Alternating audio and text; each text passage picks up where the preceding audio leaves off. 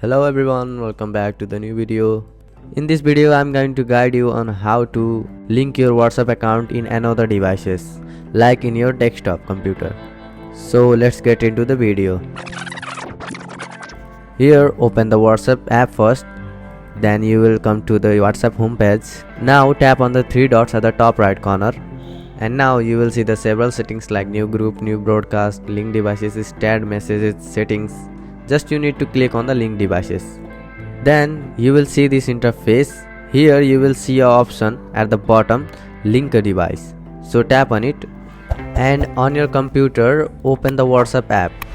Then you will see a QR code on the screen. And now point your phone's camera at the QR code on the screen to scan it.